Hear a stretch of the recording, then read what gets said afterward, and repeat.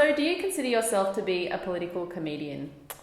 Look, my comedy is quite political in that I talk a lot about privilege and power. And I suppose what drives my comedy is the same thing that drives my disability activism, which is to achieve social change. The focus of my comedy is really poking fun of the shit that normal people do. Okay. And try and kind of expose those attitudes towards people with disabilities that, I find really bloody amusing. People will often just come out of the blue with, what's wrong with you? And I really like making fun of those people. And Right. I like making fun of the stupid questions that people ask. Yeah. Was once asked on a train if I had a vagina, which is very interesting. Oh, okay. Was that by an adult? Yeah, by an adult woman who just bowled up to me and said, "Do you have a vagina?" Wow. It's like, it's really hard to know what to say. Like, No. what- yeah.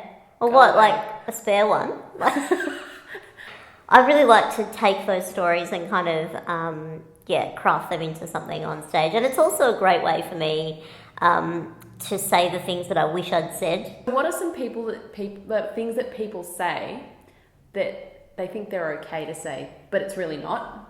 I guess it's not that it's not okay to say it, but it is really annoying to be asked if you need any help all the time. I had a woman at the airport a couple of weeks ago just stand slightly too close to me and she was sparing. And I just said, "Can I help you with anything?" And she said, "Oh, no, I should be doing something to help you." And I said, "Oh, like what?" And she said, "Oh, I don't know, I just feel bad." I was like, "Please go away." Like, I'm really good at asking for help when I need assistance. Sometimes you do. Sometimes you don't want to bop yourself on the head with a huge carton of milk, but sometimes you can reach it.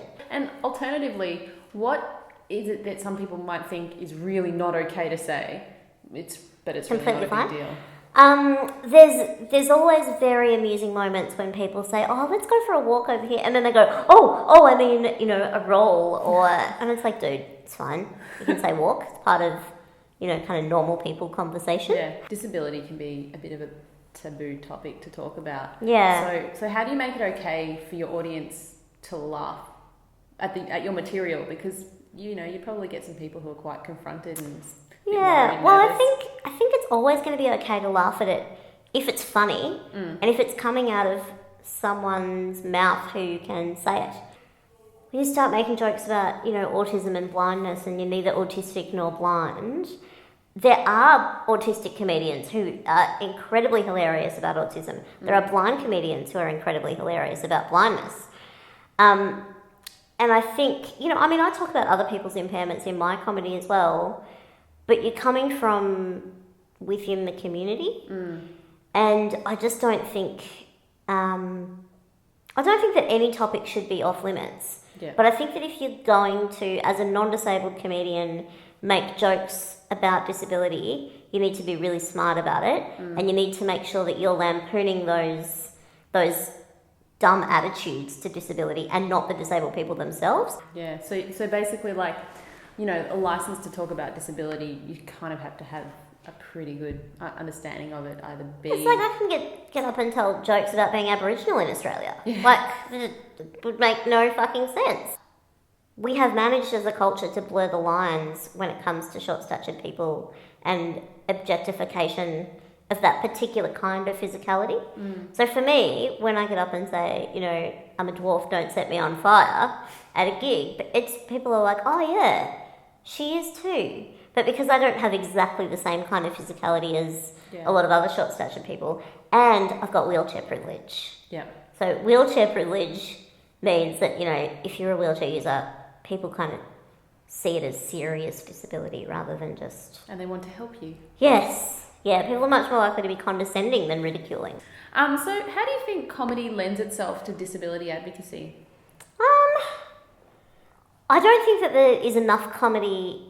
I don't think there's been enough comedy traditionally in disability advocacy. And that's, disability is where all of the humour comes from in my life. Well, not all of the humour, but, the funny stories that I have, the funny things that happen to me are all based on disability. And I think that we've developed a culture in Australia where we're all a bit too earnest about that stuff. We take it all a little bit too seriously.